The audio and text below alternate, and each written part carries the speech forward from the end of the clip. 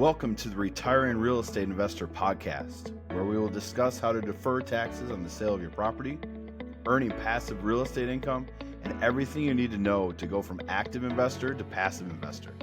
Join us as we interview passive investment sponsors, explore the journey of other retiring real estate investors, and share our due diligence process we perform to select passive investments. Investment advisory services provided by Insight Investment Advisors, LLC, a registered investment advisor. This podcast is only intended for clients and interested investors residing in the states in which we are registered to provide investment advisory services or exempt from registration. Please contact us to determine if the firm provides investment advisory services in the state where you reside. All content on this podcast is for informational purposes only and should not be considered investment advice.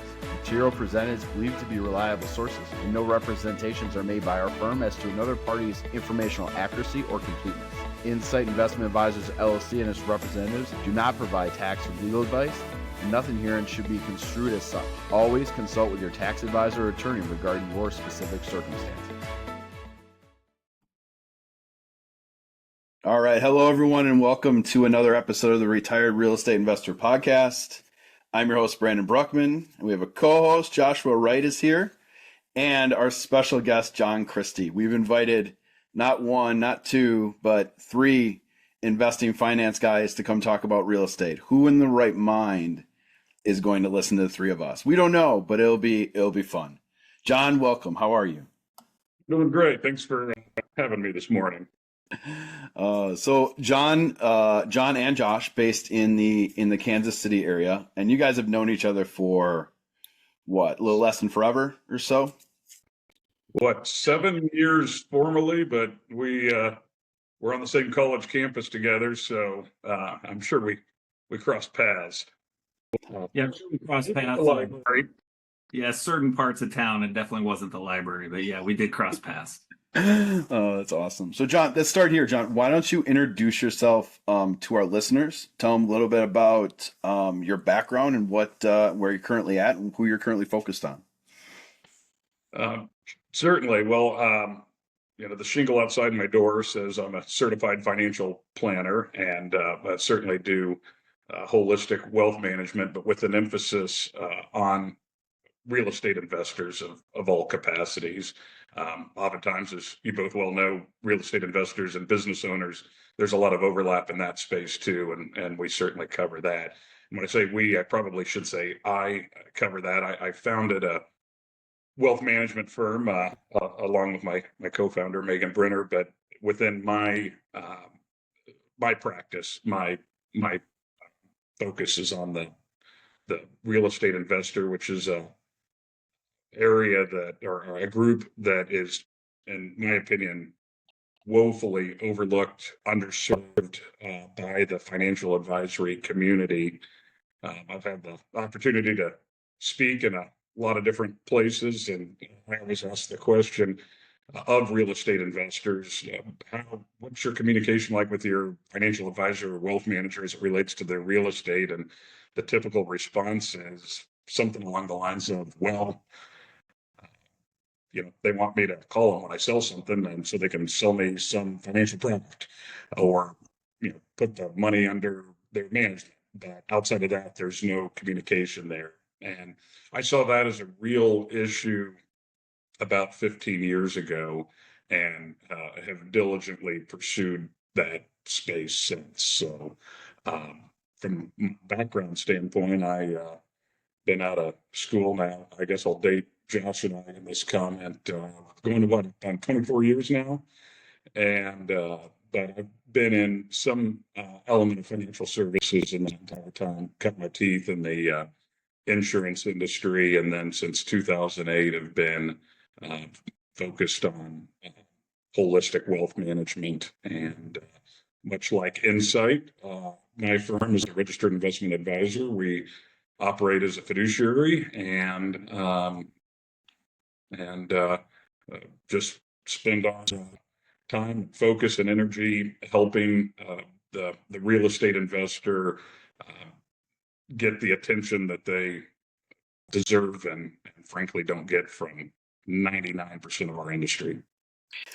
Said extremely well. When we bump into clients on our end, the vast majority of them have never had an advisor at all. Are you seeing that as well? And then what are those hesitance of interacting with an advisor to help them with their finances? What do you think is holding that particular client back from pursuing someone in that space? I think generally real estate investors as a species are incredibly entrepreneurial. They're risk takers. They're micromanagers. The traits that make them incredibly successful building out real estate portfolios also make them predisposed or wired to um, do everything themselves. And you, there's very successful real estate investors out there that have done incredibly well for themselves, and they haven't optimized their overall wealth picture. There's issues with their titling. They aren't maximizing their taxes, or their tax planning, I should say. They're not they're not looking at the whole picture, what their investment portfolio, what their insurance planning, what their um, estate planning, legacy planning initiatives are, and looking at everything all together. I think when we do get the opportunity to share that value proposition and what that looks like, they see that they've got a great thing going, and we're just enhancing it or optimizing it. Mm-hmm. Yeah, I was going to ask you around those items. What are those common things? Because I hear the skeptical nature of the real estate investor every time I talk to them is like, what are you doing here as an investment advisor? I don't want to talk to you. What are those big things? You mentioned some of them. What are those handful of big things that they're missing that you're really helping them with? I mean, I think the biggest is tax planning strategies, and them not, the real estate investment, whether they're an LLC or a partnership or a solo proprietor, it is creating a tax situation on one side of the ledger, and whether they have a day job or their spouse has a job or they have investment income, that's creating another tax situation on the other side of the ledger. And it is very rare that we see someone where the where this makes sense, and then when we layer the two on top of each other, they make sense. And then when you throw the business owner in there, they've got their own additional set of tax complexities. And so I think that's probably one of the biggest value propositions. And I'm sure you guys hear this a lot too. It's, well, doesn't the CPA do that? And I mean, the CPA is incredibly integral professional in the mixture of what we're talking about here, but a lot of times they may not be predisposed to be thinking about the real estate portfolio, especially on a looking forward basis. They may be looking at it in the rearview mirror, and so being able to be that hub to make sure that the property and casualty insurance planning, the liability insurance planning, the personal insurance planning, CPA, the investment portfolio, the estate plan, all centralized is important. And maybe I'm stealing one of your segue questions here, Brandon, but ultimately, when a person decides they want to go to a more passive approach with their real estate, being able to invoke professionals like Insight, and it's key people to help us in that process. Mm-hmm. I'll add something here too, Brandon. John and I are working on a case together right now, just as a real example of a guy that has quite a bit of real estate, and he's got most of it in C Corp. And we don't see that very often. It's typically out of a C Corp by the time it gets to us. But every once in a while, you run into these cases, and John and I have been speaking with this client, and in particular, he's in the midst of a 1031 exchange, and he had questions about taxes, and did it make more sense to just cash out? He's got competing family members trying to encourage him to do certain things. He wants to do certain things. And that is where I saw John really step in and spend quite a bit of time with this client saying, going down the rabbit hole with his own CPA contacts, discussing what the picture would look like if you 1031 under that C Corp, if you were going to try and convert the C Corp to, to an S or an LLC prior to sale, that sort of thing. So there's definitely value add there that, the client's not coming to me with that question. They're going to John with that question and getting that answer. And I'm able to assist him on the real estate side of the picture. Mm-hmm. That's a perfect one to talk about. And that's kind of what I wanted to pick out a little bit, is thinking about entities and structures in estate planning. It seems like, and this is what I see, I'm curious what you see, John, and you, Josh, as well. Most folks that show up to my desk, maybe over half, still have their properties titled in their own name and have not established an estate plan. Is this similar? Is that a great place for folks to start to think about where you guys can add value? No, I think that's a very good starting point. It is remarkable to me how there's very astute real estate investors that have portfolios with two numbers in front of the comma that have no conceptual understanding of, had they gone up in a hot air balloon last week and ran out of helium and the basket fell, what happens today? And so that is one of the key parts of our initial process, is to look at things like that. I run into that quite a bit as well. I mean, last year I had a client, $30 million worth of property, every single property in his individual name, second marriage, 2 sets of kids. He's in his 80s and he has no estate plan. And you think, how in the world did this guy build so much real estate value, which he did. He did a great job. But I can tell you that his second wife had certain ideas of where the money should go. He had an idea of where the money should go. They had competing grandkids, by the way, from each side, wanting to get some of the real estate and go into the business. Some wanted cash out and money. The first referral for him was an estate planning attorney. And I said, you've got to get something in place, and his health's not great. You would think this doesn't happen, but it happens a lot. Well, and to add to that, Josh, I think that to me is a great example of the traits that make successful real estate investors successful. There almost has to be a sense of invincibility to build out the portfolio, to take the risk, to have the confidence to make the tough decisions, and that same, whatever you want to call it, confidence, bravado, what have you, it probably leads that same person to not want to sit down and think about their mortality. Mm-hmm. Yeah, I agree. It sounds almost like, and maybe this is a different way for us to spin it and think about it for the hesitant real estate investor to have an advisor, someone like John in your corner, is there's all these decisions that are much more holistic that the real estate investor needs to be thinking about beyond their properties and their property management and hitting numbers every year and making sure they're occupied and rent.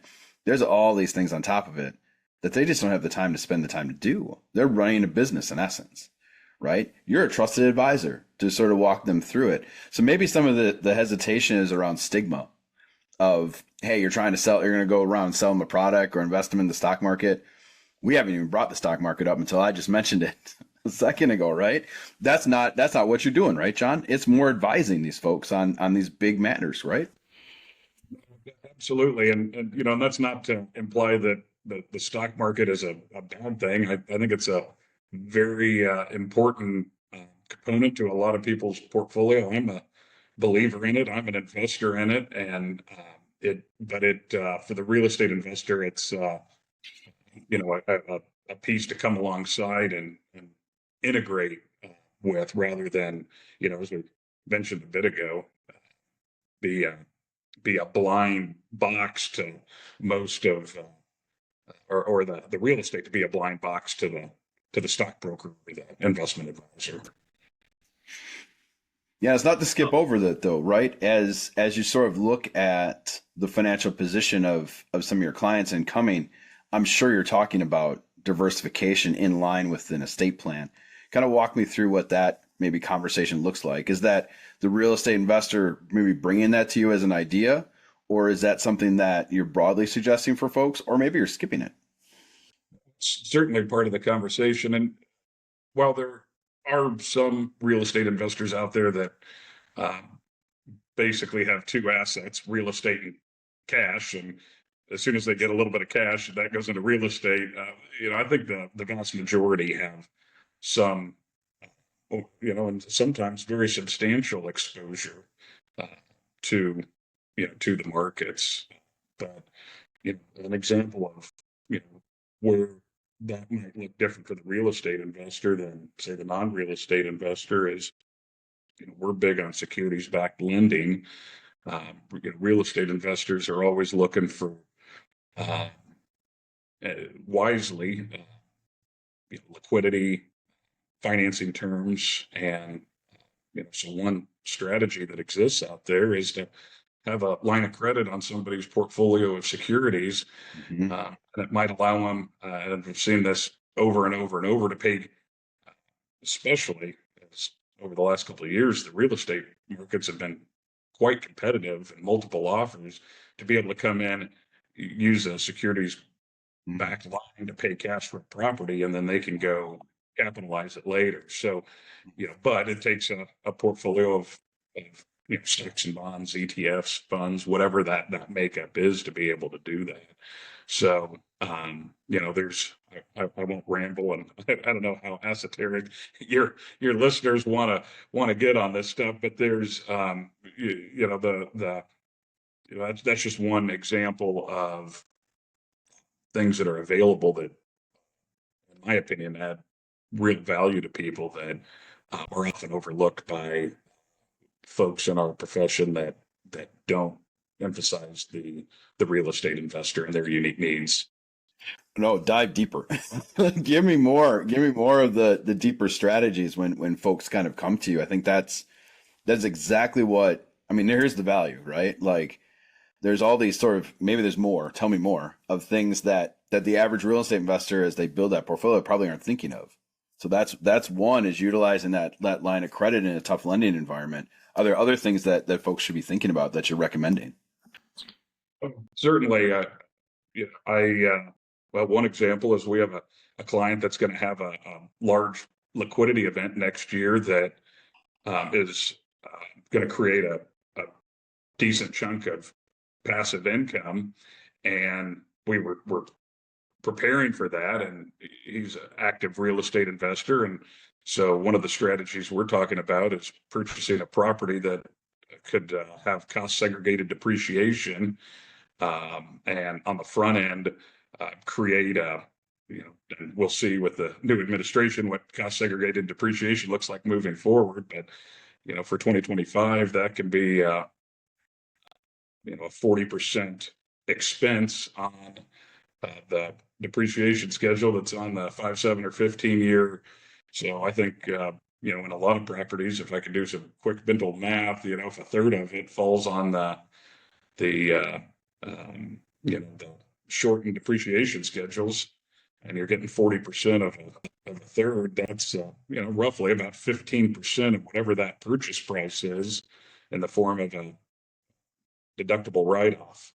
And so being able to pair those strategies again on a go forward basis, I think is integral. So I think, again, just highlighting the importance of having the hub of the CPA, the investment portfolio, the estate planning. There's someone in a high tax bracket, especially when they're having a liquidity event, that can get $150,000 write-off on a $1 million purchase. That's that's real money. John, when you're talking to these real estate heavy clients, or mostly real estate heavy clients, do you typically see them coming in and they're younger, middle age, or are they towards the retirement age? And then how often do you see your clients having already thought about the exit from real estate, or is that a conversation you're introducing? The first part of your question, we have a pretty broad range. I would say most of our clients are between the ages of 40 and 70, 75. Of course, the gentleman you referenced earlier, I think is 85. So it's, I actually, side note, had a conversation with a 93-year-old about a year ago who was referred to us for a potential 1031 exchange. We walked through why they might want to take a passive approach, and he didn't like the idea of passivity. He was still grinding away. I say, great, good for you. Go find the next deal. But that Well, didn't the 85-year-old tell you he was on a roof just a couple of weeks ago? Yeah. So clearly age is just a number. And I fully subscribe to the theory that it's always halftime, right? In the sense of, in the basketball game, if you're up, 42-12 at halftime, what's coach say? Well, you got to go out and win the second half.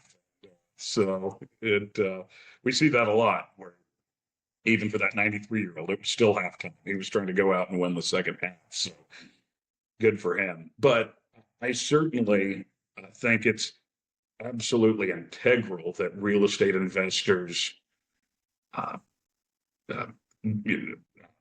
begin with the end in mind, and that is very, very rare. We absolutely introduce that concept. Some people have it in their purview, but I would say that's the exception and not the rule. And just for things like we discussed a moment ago, titling, don't ever put real estate in a C corp, right? Have it in a LLC or an S corp or joint name or anything but a C corp, because of the complications it causes is probably a better word than provides. Understanding that if you're going to sell the property and execute a 1031 exchange, your titling is going to have to remain the same.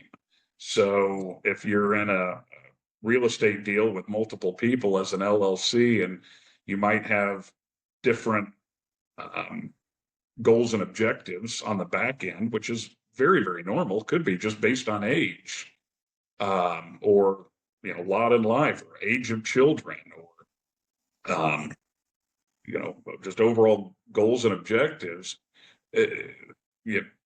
There's strategies that could be invoked today. In fact, I'm helping a couple of clients right now that bought some land on a speculative basis. There's a developer sniffing around the land, and it's owned as an LLC, and they're going to have two very different objectives on the back end. Now, the land may not sell for a decade, but they can change the titling on that, and I've introduced them to a real estate attorney that's going to help them restructure the way the property is titled, so that they're better positioned to be able to go their own way on that, if and when this property does sell. And so, if that's a very, very easy thing to do today, and a far more complicated to do it at the 11th hour, if not impossible. It's not out of the realm of possibility that it would be an impossibility, if that conversation wasn't had at the forefront. Mm-hmm. I've actually run into that with clients that own land, particularly ranch and farmland, that's in an old C corp, and I've actually had a couple of clients go through that, where we're talking about an exit many years down the road, and their CPA encouraged them, let's get this converted from a C corp to an S corp, and it's going to take 7 years, let's say, and they are going to pay some tax as they do it over time, but they're spreading it out, keeping it fairly small. And then this is a client I've had 20 years, so when they ended up selling the land down the road, it was seamless, and they saved quite a bit of money having done that transaction far, far earlier in life. Well, I think in that agricultural setting, which I think we all work quite a bit in, it's I always ask the question of the owner of agricultural land, what do your kids do? And it's never farming or agricultural. It's always something like, well, my daughter's a veterinarian in Atlanta and my son's an architect in Minneapolis, but Yep. they're not on the family farm. And frankly, even for commercial property owners or folks with multifamily or residential portfolios, it's quite rare that the next generation is in the business. And I think that's a real value add that collectively our firms strategically cooperate on to help those clients uh, land in the best spot that they can, where the first generation can save tax, optimize income, create simplicity, and all the while make sure that their legacy planning and their estate planning is very simple. I'm guessing you guys see this regularly as well, but I feel like the folks now that we work with that are in their 70s and 80s, it's been very important to them that they don't leave a burden behind to their children that oftentimes are trying to raise their kids and at busy points in their career. And so being able to offer strategies that allows them to feel like they've left behind for lack of a better term, a tidy estate Mhm. is, I think, very important to a lot of people. I think this is lost on a lot of folks, and I think the huge takeaway here is planning with the end in mind, as you said, John. That's perfectly said. What does a messy estate look like? So I think folks skip past how hard it is for the next generation to deal with these assets when they haven't planned for it, especially if they're not in the business. Have you dealt with clients that you've seen the next generation try to deal with this? What are some of the pitfalls you've watched if you've seen that happen? Well, I share my personal story on this regularly. It doesn't have anything to do with real estate, but my wife, so this was about 12 years ago. She's an only child. Her dad's been deceased for decades, and her mom gets diagnosed with terminal cancer. She had a very, very simple estate. She, a bank account, small IRA, house, small insurance policy. And being in the business I'm in, we had everything as tidy as possible. And when she ultimately passed, we had a 3-year-old, a 2-year-old, and my wife was 6 months pregnant. Wow. And so we were busy, and it was alarming to me how time intensive it was, and it fell on my shoulders as it should have to get all of that processed and cleaned up and dealing with Social Security and taking death certificates to the bank and just unwinding everything, dealing with the sale of the house, and like I said, that's it was a very, very basic situation. So you start adding complexities to that with multiple properties, LLCs, business interests, and it can be a very, very overwhelming thing for people, especially when they're in that the proverbial sandwich generation, trying to manage up, manage down, and so it just, that personal experience illustrated to me just how integral it is for someone with a much larger, more complex estate to have their ducks in a row so that they're not leaving behind an incredible burden or 6-figure legal bills for the estate planning attorney to unwind it. Yeah. I can I'll throw in one here as well, Brandon. What does a messy estate look like for a real estate client? client I referred to earlier, who has roughly 30 million or so worth of property, who's in his 80s on his second marriage, two sets of kids. He had me involved with his estate attorney through that planning process. And most of that meeting, I was there with my mouth shut. I would occasionally answer questions when I was asked. But what I witnessed in a messy estate like that was one, a husband and wife who mostly agreed, but somewhat disagreed on a little bit of division of assets. One child on one side that had adult child. He was in his 50s and had special needs, so he couldn't receive or touch money. On the other side, there was two grandkids that didn't want grandpa to sell 2 or 3 particular properties worth $6 million because they wanted to take over those two the properties and begin to manage them. One had real estate management experience and was very successful. The other one could barely scrape 2 nickels together. So they're fighting over, if we both inherit this, well, he's not having to put anything up. I'm the one who knows what I'm doing. So there's an argument happening there. The attorney is saying, if the grandfather is saying, I just want to give the grandkids this now so I don't have to deal with it. And the attorney's saying, well, if you give it to them now, it's going to impact your estate tax credit. And then he's like, well, if I do it, I want you to equalize the rest of my estate. So now they're trying to reverse the math to figure out, if we've got a good DST portfolio for him. He's still got some managed real estate. He's got land. He's got liquid assets I don't even know about, stocks, the whole thing. And so now they're having a debate. How do we equalize money that's going to go to the rest of the grandkids after they're both gone, when we don't know what the value of those assets are actually going to be? And I mean, this thing was a mess. And then again, everything was not titled. Everything was titled in either his individual name or a joint name with his spouse.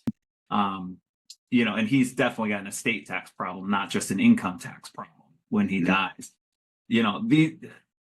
As an outsider, in John and I's roles, and even in your role with your clients, getting these people to have these discussions before they're 85 and in poor health is so important. I mean, not to say these conversations are ever easy, because they're not. I witnessed how complicated the conversation got, even though him and his wife get along great. When you start talking about separate kids, separate marriages, separate grandkids, everybody wants the best for their family. And then the complication, because if he dies, his wife is 12 years younger. So there's going to be a period of time where she's going to have the assets, and he's concerned she'll change the estate once he's dead and alter where money goes. So yeah, that's a complicated estate. Those conversations need to start really, really early, in my opinion, as early as you can have them, and understand they're going to evolve, they're going to change. But if you get the basics down early, then those conversations every couple of years with your attorney, if you need to update, hopefully get a little simpler as time goes on and everybody's at least in the same headspace. But that's just a good example of, imagine what would happen if that gentleman had died in a car wreck the night before unexpectedly and these questions weren't resolved. There's all kinds of fighting that's going to ensue with family, relationships damaged. You want to solve all of that ahead of time if you can. And what strikes me, that that's funny.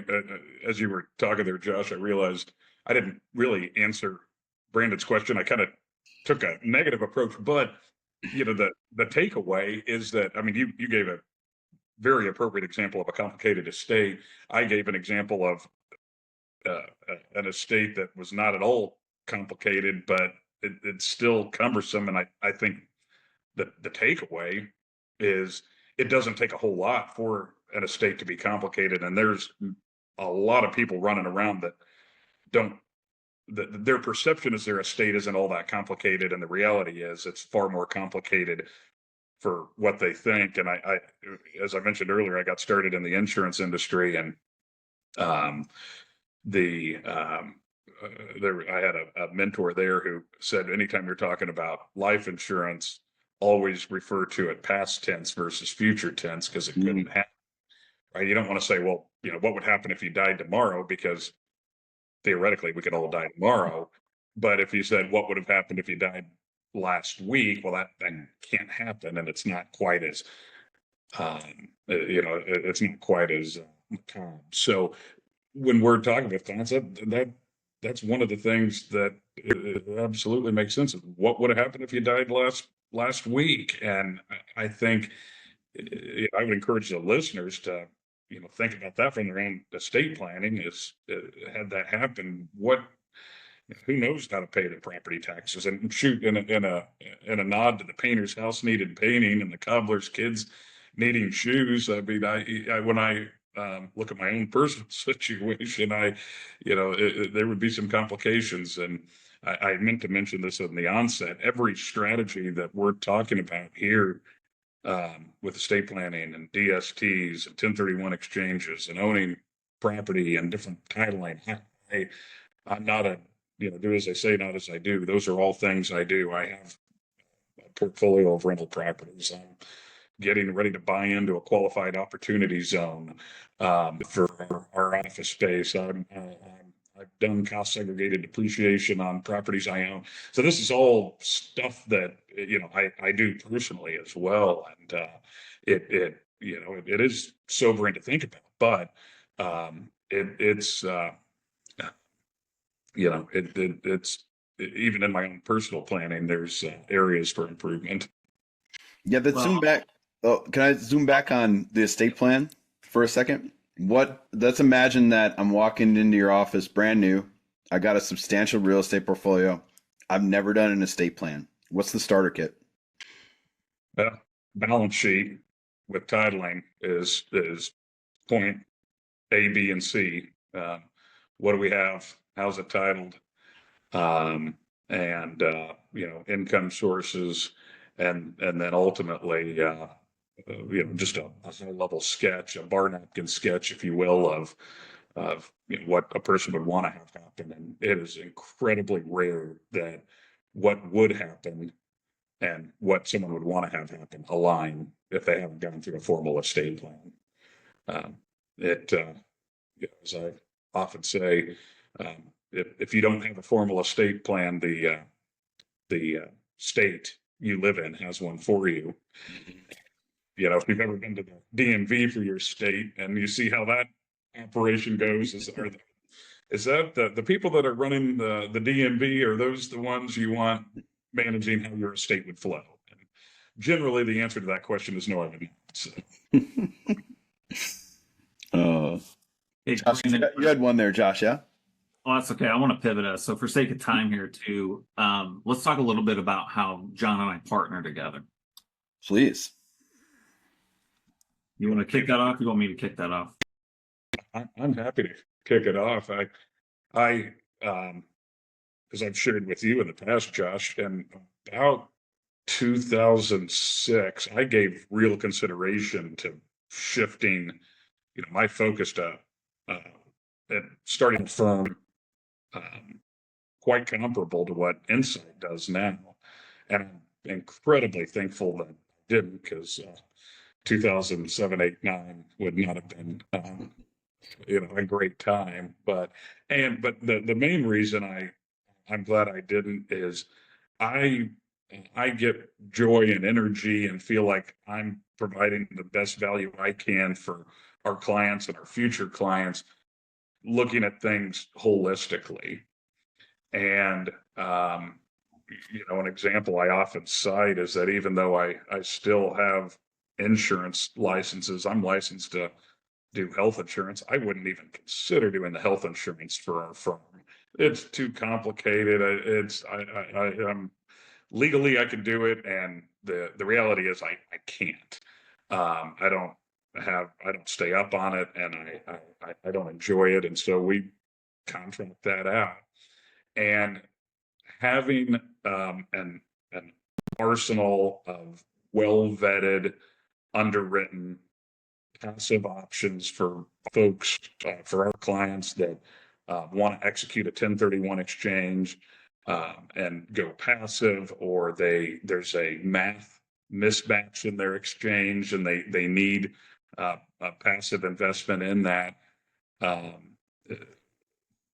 I don't enjoy the underwriting. I don't enjoy the analytics. The irony being my undergrad degree is in the financial analysis, but that's not what I want to do. And so, the successful partnership that we put together over the last, 6-7 years now is, that I have total trust and confidence in your firm's ability to underwrite those options, and then we can partner when it makes sense to partner on those clients that are looking for the Delaware Statutory Trust or UPREIT options, and know that they're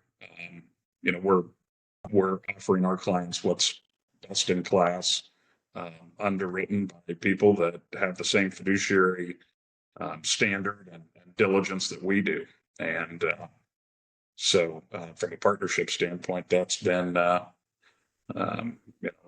highly effective, and I think good for all of us. Yeah, absolutely. And I'll say, from our end, we partner, and I'm not sure that all our listeners know that we actually partner with firms and advisors like yourself, John, to be that 1031 exchange DST passive real estate partner.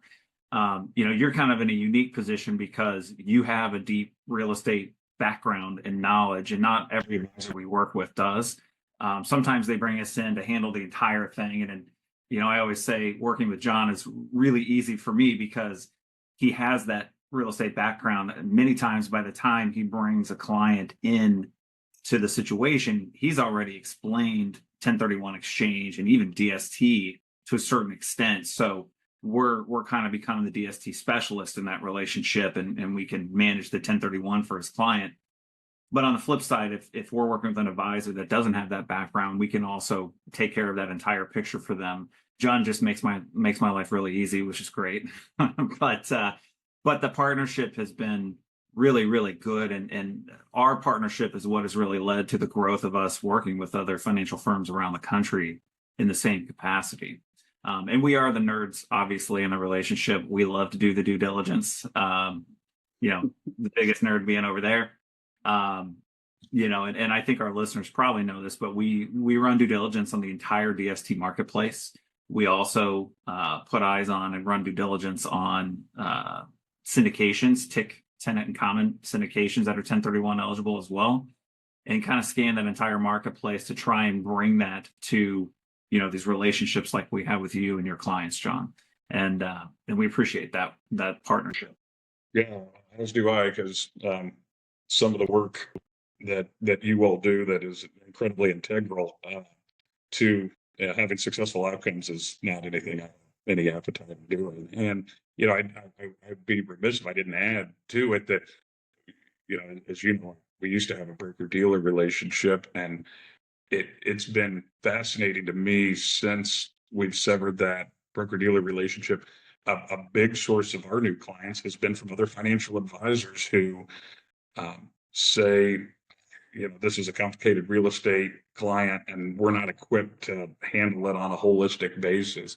And I think, to me, it makes me enthusiastic that our industry is starting to do a better job of laser focusing rather than trying to be all things to all people. I joke that I think the legal profession does a very good job. I feel like most attorneys I know, and I know dozens and dozens of attorneys, they spend more time talking about the parts of the law that they don't do than what they actually do. You ask a generic legal question to an attorney, they're like, "Oh, I'm practicing that. I don't do this. I don't do that. I don't." And I think the general culture of financial advisors, wealth managers, whatever you want to call different areas of our industry, I can do that. I can sell a health insurance. I can do a 1031 exchange. I can help you with a complicated split dollar life insurance key man agreement. I can, and I could be a great, stock picker, and they're just trying to do all things. And I do feel like the people are honing in more on specificity, and I think that's a great thing for your firm, and it's a great thing for our firm, because ultimately, when clients have great outcomes,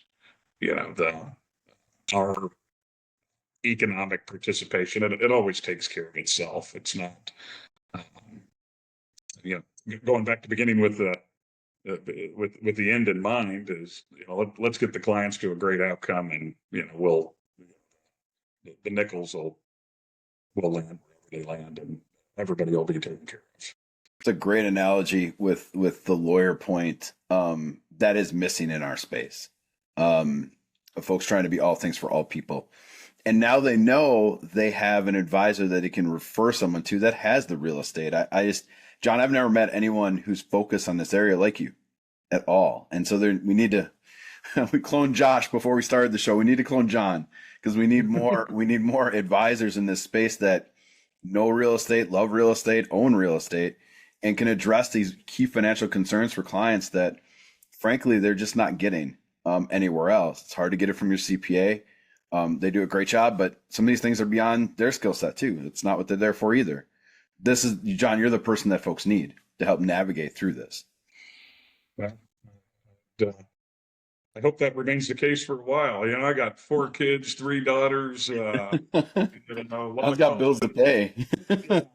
I'm not going anywhere anytime soon. So we'll talk about your financial plan after the call. It sounds like we got to work through some items. Every now and again, someone will, when we're talking, and well, what do you need to live on in retirement? What's the financial, what's the monthly nut you got to cover to, and they'll flip it back on me like, well, I don't really know. I haven't thought about it. What's yours? And my response is, shoot, I don't even know. I mean, there's so much complexity to having these kids, and I say that facetiously, of course, but it's we all need each other, right? That's right. That's right. No, this is perfect, John. Thank you so much for joining us. Key takeaways: plan with the end in mind here, big time.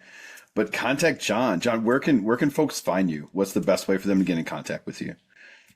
So the name of our firm is craftandsage.com. So that's craftandsage.com. I'll maybe skip a question for you. People say, well, where on earth did you come up with the name Craft and Sage? It doesn't sound like anything that belongs in your space. And my response to that is always, well, we wanted a name of a firm that people said, where did you come up with the name of that? I joke that most financial wealth management firms, it's either named after a person or a bird of prey or a euphemism for like a mountain. So it's always like Falcon Summit or First Eagle, or something along those lines. Golf courses or subdivisions. Yep. That's exactly right. So Craft and Sage was, we wanted a 1-syllable word and 1 syllable, and words with a lot of depth and context. And so craft is, a person's life's work, creativity, a vessel to get him from point A to B, spacecraft, aircraft, watercraft, and then sage being, wisdom, cleansing. It's also the color of money. Anyway, so we mirrored those 2 words together to come up with craftandsage.com. But that's our website. Go check it out. We have some videos on there that I'm sitting in the same chair with this same painting behind me and talking about some of the things we do. So certainly would love to visit with anybody and dive deeper into what they're trying to navigate and roll up the sleeves and solve some problems. There you go. No, I love it. No, this has been awesome. This deserves a round 2, maybe in person. From my perspective, maybe all of us get together and do it in person. But this is excellent. There's great things that real estate investors need to take away from this to really get the planning going. So really encourage them to reach out. John, thank you again so much for joining us. Really appreciate it. Hey, you're most welcome. And if I could suggest that if we do the meeting in person soon, maybe there should be like a 18-point agenda, perhaps, where yes, please. Okay, well, let's, there's, as I look out my window here, there's still patches of snow on the ground. Get that to thaw out, and then we might be able to find the golf ball. But, anyway, hey, I've really enjoyed it, and yeah, if it ever makes sense down the road to take some of these things we talked about at a high level and dig deeper, count me in. Yeah, absolutely. I think we could case study some of these out in the future, and it'd be really, really interesting for the listeners. So let me think about that. But again, this has been awesome, and thank you again, John. Thank you everybody for listening. Until next time, take care. All right.